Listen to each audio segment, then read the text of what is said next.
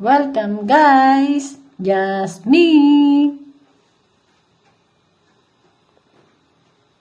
Hello guys! Welcome ulit sa aking channel. Ngayon tayo ay magluluto sa aking bagong kusina at ang aking bagong kalan. Tayo magluluto ngayon ng gulay na ginataan, na kalabasa, na may beans. Ito ang aking mga ingredients. Ito mayroon tayong beans, may kalabasa, may luya, meron tayong garlic, onion, saka yung tomato at ang ating coconut milk. Ayan, let's go mga guys! Tayong dito, padela, kaserola na pinainit na natin to. Oh. Ngayon, ito yung ating bagong kalan. Electric stove siya. Ating susubukan. Ngayon, magluto tayo ng gulay. So, yan. Painitin natin yung oil. At tayo magigisa. Alam nyo guys, hindi ako sanay magluto sa ganitong gas na ang gas, yung electric stove. Induction yung tawag dito sa Italiano. Ngayon, ito ang ating ingredients. Ating kumpisahan na mag-isa ng sibuyas. Yan o. Pero madali siyang uminit Hindi ko na-expect na ganito rin yung gantong kalan na electric. Pero mabilis din naman siyang uminit o. Kakakukan ko lang ng oil niya. Pero mainit na agad yung oil niya. Basta kailangan lang ay yung inyong gagamitin, mga gamit na kaserola, kawali, ay yung kailangan siyang talagang pang electric o pang induksyon na stove.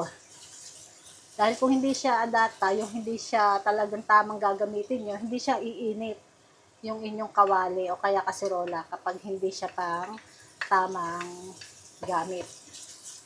Yan, mayroon tayong nilagay na onion. Nilagay ko na rin yung onion at saka yung sibuyas, yung garlic. Isa natin, mabuti. Sasabay na rin natin yung luya para lumasa sa ating lulutong ginataang gulay. Hindi ako maglalagay ng karne. Gulay lang talaga siyang igigisa natin.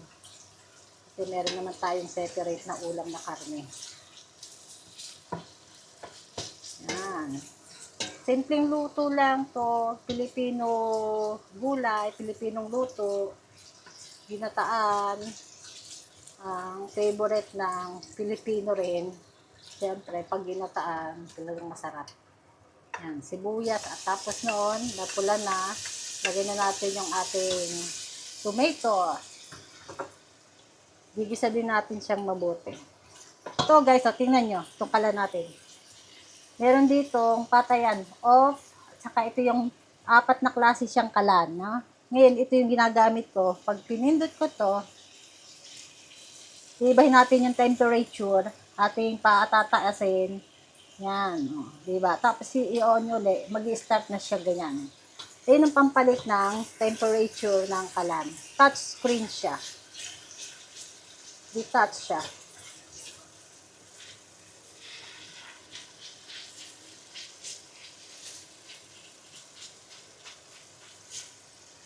Yan, diba? Yan, yung mga first time din dyan sa ganitong kalan, yan, kailangan nyo rin talagang aralin ang pagluluto sa ganitong electric stove. Unang una talagang, hindi ko alam kung nakakaluto ba ako hindi. Yan, ngayon naman, medyo ilang araw ko na rin naman itong nagagamit. Sa 5-6 na araw ko na nagagamit kasi katitigil lang namin dito sa bahay na to. Kaya medyo na kaupang na natin ng konti ang kalan. Nagagamay-gamay na ng konti. Ayan, di ba? Oh. Madali din siya makaluto Kailangan na talagang tamang kawali o kaserola ang gagamitin nyo. Dahil kung hindi siya iinit. Ayan. Sunod na natin dito yung ating beans. Dahil okay na naman to.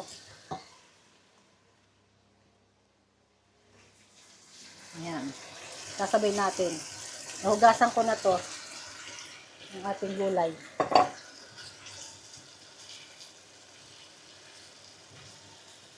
Kailangan din siyempre hahalu-haluin nyo dahil para hindi magdikit sa ilalim.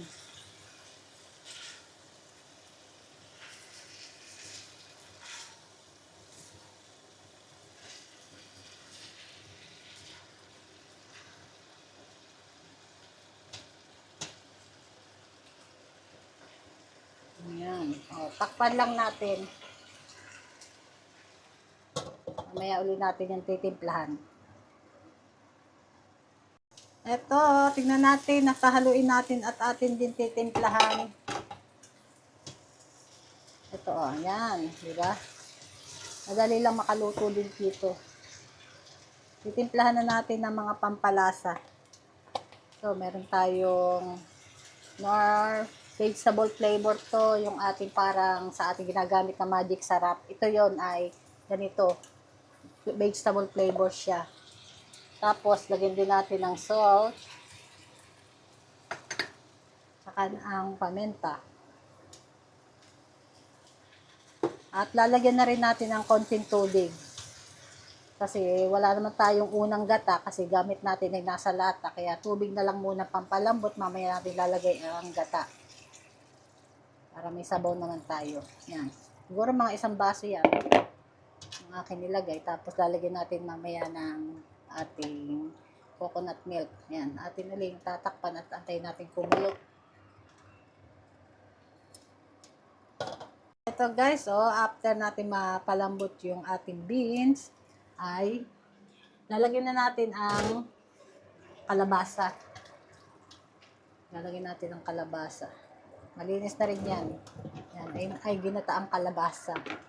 Pero marami ang kalabasa, ay masarap yan sa gata. Luin natin.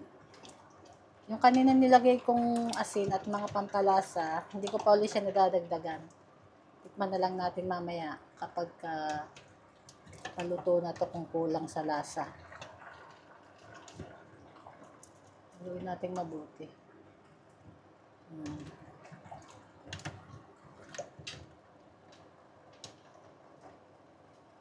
Lalagay ko na rin ang ating coconut milk. 1 can ang ilalagay ko.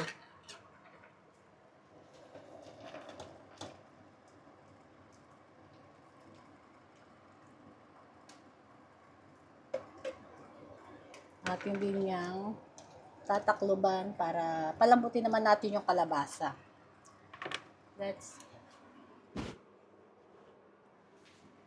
Lagay natin to. Kita ko na lang mamaya, mga guys, pagkapaluto na at ating titiknan kung tama sa lasa. Hello guys, ito yan, malambot na ating nilulutong gulay na kalabasa. Ating titikman at kung okay na siya. Kung hindi, dadagdagan natin sa asin dahil medyo konti lang yung nilagay ko kanina. Malambot na ang kalabasa niya yun.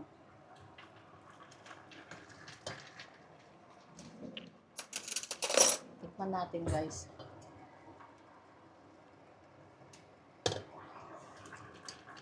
Kulang sa asin, dagdagan natin dahil kanina konting-konti lang nilagay ko.